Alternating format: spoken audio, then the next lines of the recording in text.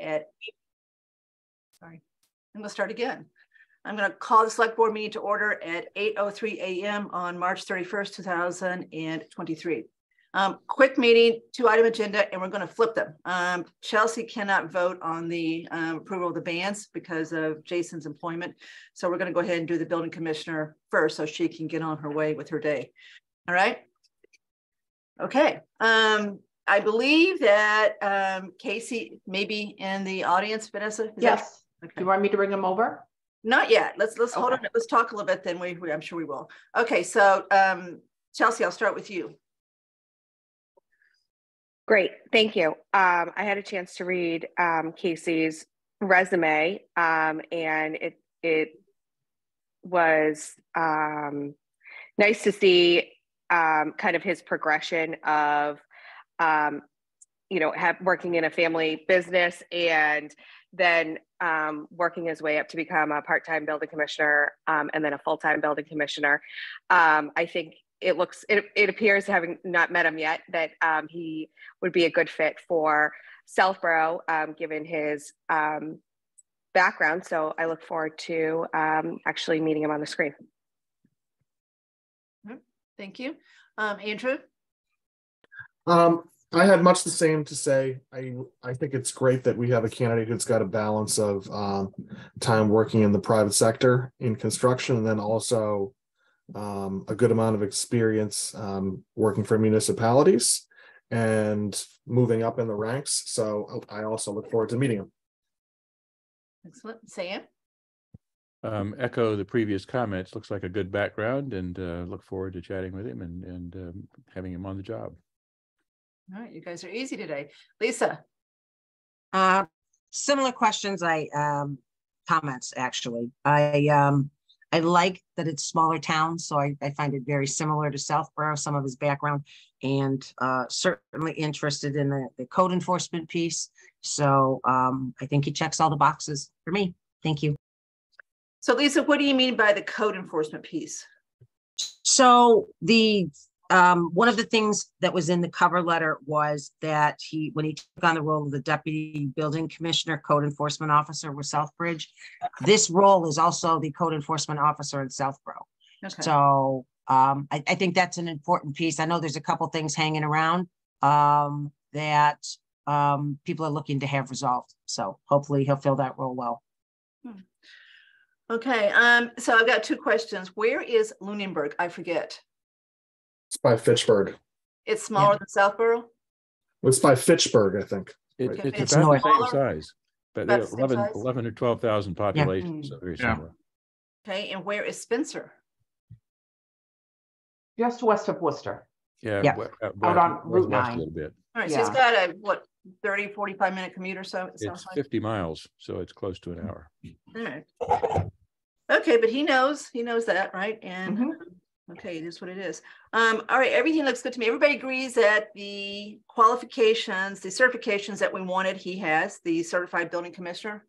Everybody agree with that? That's what we wanted. He's got that. And he can start on April 23rd, Vanessa? 24th, Monday the 24th. Okay, sorry. Don't want him to start on Sunday. Okay. All right, so no, this looks great. So let's bring him over. Okay.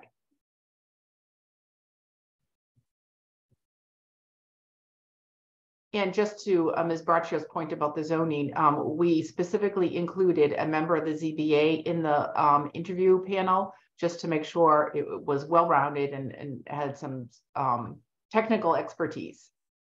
And Kathy, I'll add one other thing, if I may. So one of the things the zoning code officer does is say there's a subdivision and someone's out of compliance or doesn't do something that takes down trees that were part of a landscape plan or creates a new road, or, someone complains about their neighbor is doing something that doesn't meet the code or is outside the code. That's when the zoning code officer would come in. So what about the real life case we have with a business that's got cars on its lot that may not be? Yeah. Right? It would fall under the zoning code officer. And I know the prior building inspector had been down there a couple times as well when we had first gotten complaints about that. So yes, that absolutely falls under it as well. Okay. So welcome, Casey. Thank you for having me. Good morning, everyone. Good morning. Good morning. So on the Zoom, you probably already know Mark Purple, our town administrator, and Vanessa Hell, our assistant town administrator, I would think. So you've also got our treasurer, Brian Ballantyne. We're getting ready to do something for him. That's why he's here. And then you've got the 5-person select board. Okay. All right, so we have already gone around and discussed, and we're very happy with your resume, very happy that you have agreed to join us. We just want to say hi to you and see if you have something you want to say to us. Well, I just want to say that I'm grateful that you guys offered me the employment, and I look forward to working in the town of Southborough. To answer your questions from earlier, Spencer, according to my GPS, is around 30 to 35 miles, depending on which way I go. So it's about 45 minutes, which Lunenburg's actually further. It's about 11 or 12 miles further for me than Southborough would be. So I'm used to that longer commute. You know, in the day of COVID, this area of COVID, I don't know what everybody else is saying, but nobody wants to commute anymore. That's why I'm asking. I did a commute for 25 years. Sam's, goes in and out. Andrew goes in and out of Boston, but boy, it's tough to get people to want to go back to the commute. So that's why I ask. Okay, good. So you're used to a commute. This one's a little bit less, so that's good. Anything else you want to tell us about you that you want us to know? I met the team over at the building department. It seems like a really good group of people.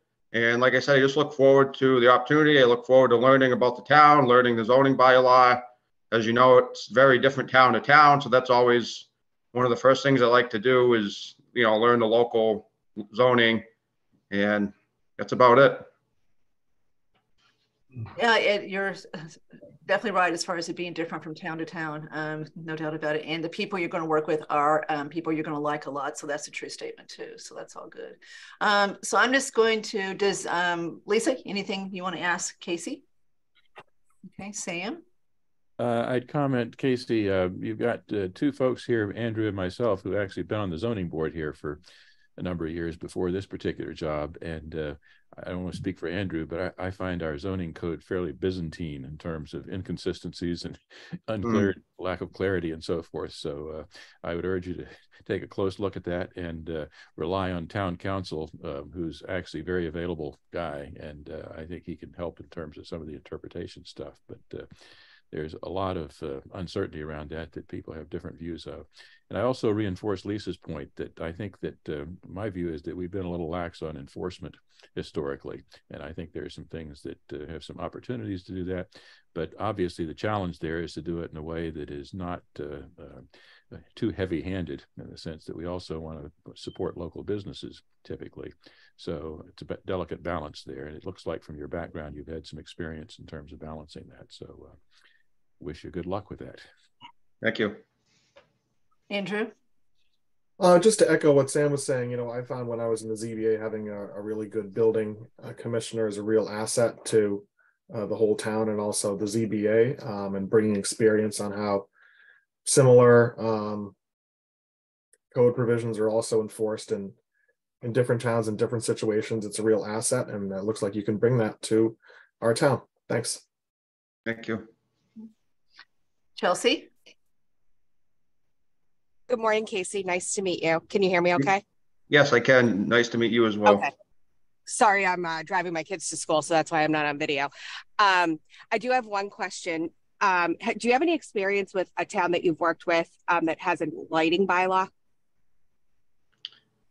Not necessarily a lighting bylaw, but I've certainly run across it in sign bylaws, as far as some are allowed to be internally lit, some are not, some are allowed to be lit with an external lighting source. And sometimes it'll be part of a planning board special conditions as far as site plan reviews and site plan approvals and things like that, which I often end up being the one to enforce those conditions for planning board stuff. Okay, so we do have, we adopted a lighting bylaw in town a few years back. So I'm sure that will be one of the first things that you get up to speed on as you start to learn about the town of Southborough. Thank you very much. Thank you. Thank you, Chelsea. So Casey, I think you're starting at a pretty good time.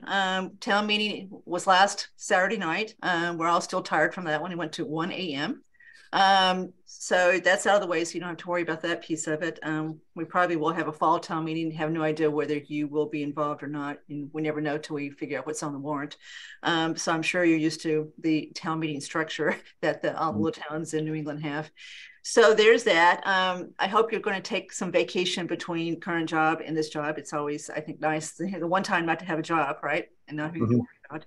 So we're really glad that we found you and that you applied for this job, and looking forward to a productive relationship. We've got several things that are coming up that are going to be interesting that will involve you. So you will definitely be busy. You're not going to not look for work to do, but they're very good projects and they'll be interesting. And I think you'll find the people you work with are pleasant to work with, hardworking people, and you will enjoy who you interact with here.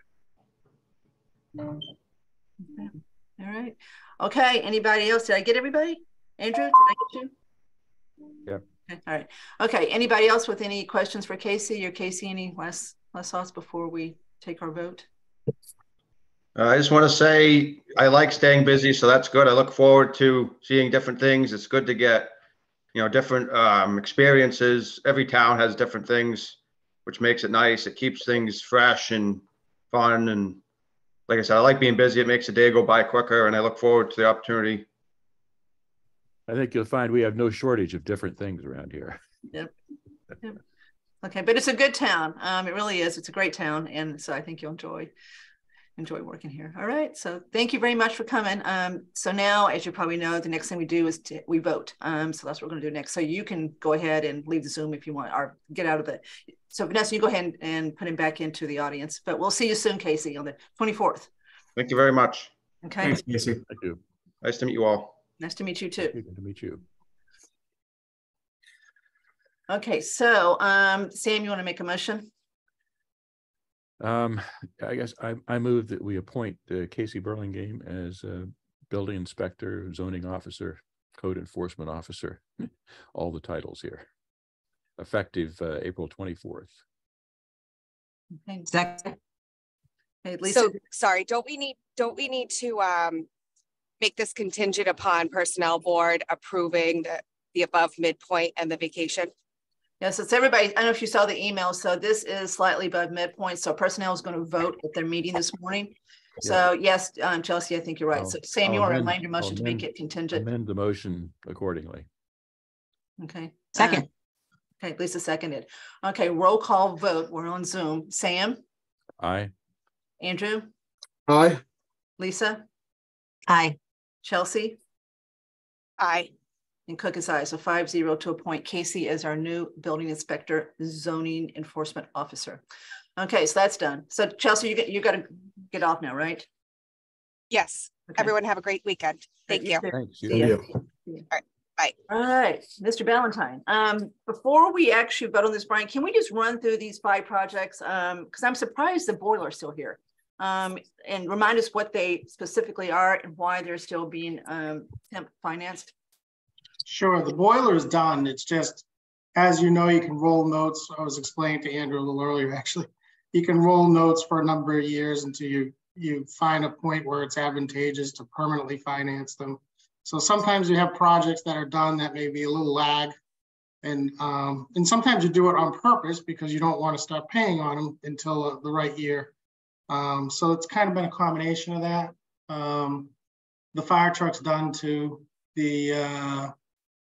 The tender, the townhouse, and the water mains are all projects in play, especially the tender and townhouse. As you know, that just started, and the tender is hopefully going to be delivered by the end of June. I got to talk to the fire chief with an update on that. And then the townhouse, obviously, this is only a portion of that project. The whole amount is a little over $2 million. So we'll see where John ends up with that at the end of the season. These come due on October 12th. So that's actually kind of a good spot because Breakneck Hill obviously will be over the summer. The fire and police radio project will, I'm not sure on the timeline on that, but maybe we'll have that equipment by then too. So I think the fall will be a good point to stop and see if we want to finally put these together, plus the Breakneck Hill, plus the radios, and maybe do a real bond sale and get rid of these and put them on the books for, you know, a permanent amortization schedule. So that's kind of the history of them. The interest rates we got, we're retiring these. The interest rate was, the net interest cost was 275. The new interest cost is a little higher, of course. It's 3.20, which isn't, actually it's not too bad. It only went up not even 0.5%, so that's not too bad. And like I said, we'll see half the interest costs are attributable to water and to the CPA for the townhouse. So only about half of it is for general fund money. So that's basically the background of it. So is water main Newton Street? Yes. Okay. Yes. So that project, we're kind of waiting. I've had some conversation with DPW. My understanding was all that money was going to be used. Now my further understanding is maybe not. So I have a feeling some of that's going to come back. We won't spend all of it, but it's not necessarily a bad thing because the money that we're getting in, we're going to earn interest on it at a rate of, you know, probably upwards of over 4%. So we're actually kind of making out on the deal a little bit. So in the fall, again, if we don't need that money for the water, we just won't borrow it. And it'll just be, you know, money we never had to spend. But I understand possibly a little more work near Main Street and that intersection to maybe tidy up, but to be continued on that one. That's a true statement. Okay, so now townhouse, it's my understanding that with, you know, fairly good weather, et cetera, that project could be done during this construction season. So I assume that means October or so? Yeah, John just said that last week that they've got a great start, and weather permitting, he thinks that maybe it can be wrapped up by the end of the season, which would be really good. So yeah, that's great. So you'll have to borrow another $1 million, or CPA is going to borrow another $1 million at some point soon. That's correct. Well, that's correct. You can deficit spend, and we can just do it in October. Okay. We do that occasionally. It's just easier rather than doing another sale in between. But yeah, they will have to eventually get that money drawn down. You know, I'm interested in stuff. So the boiler is the only one that boiler and the fire truck are two that are done, right? Yeah. The first two. So your thinking is that the reason you're doing the temp financing on those two is because you're hoping interest rates may come down when you go do the perm. Yeah. So I know it's a little bit of an unknown, but yes, I'm hoping that. And you know, the other option is, and I was telling Andrew this earlier, we still have a little more time where we could do another short-term loan. And, you know, if the rates are advantageous to do that and maybe do a spring bond sale from a year from now, we could do that too. So we got some options, but you kind of need to wait and see where things are late in the season. So if you could answer the question you just said, don't know what rates are going to do, you wouldn't be sitting here, trust me. We understand that, who knows, right? Lots of things happen. You never know. You never know if a bank's going to crash or whatever. It's crazy times. Yep. Okay. All right. So enough questions for me. Andrew? I don't have any further questions. I talked to Brian about this a little bit before we jumped on this morning. Thanks. Lisa? You answered mine. All set. Thank you. Sam? Nope, I talked to Brian earlier in the week, and again, it's a sort of a rolling game here to predict, and it sounds like we're being thoughtful about it. So let's move ahead. So I got one last question, Brian. So have you incorporated the interest on the bands, these bands, in the fiscal year 24 budget? Because you wouldn't have known it was 3.2 when you did that, right? No, but I did. It is in the short-term debt line in the budget because I think I used the 3.5, so I was fairly close actually. Good. So yes, it's there. All right, including Breakneck Hill? No. Okay, so that one's going to be added to it, right? That one's going to be a little bit of a different story, yeah. Okay. And the only other variable is that if we do a permanent sale, in October, we will likely have one interest payment in FY23. So that's going to catch us a little bit. So we got to consider that too. Why wouldn't that payment be at FY24? You can only stretch it out so long before you make the interest. I don't think we could cross the fiscal year. If we did, it would be a higher interest payment, of course, because you got more time. But in I'll October, have to follow up on that. I'm not sure if we could cross the fiscal year. All right, it is what it is. Okay. Any other questions from anybody? Marcus, okay.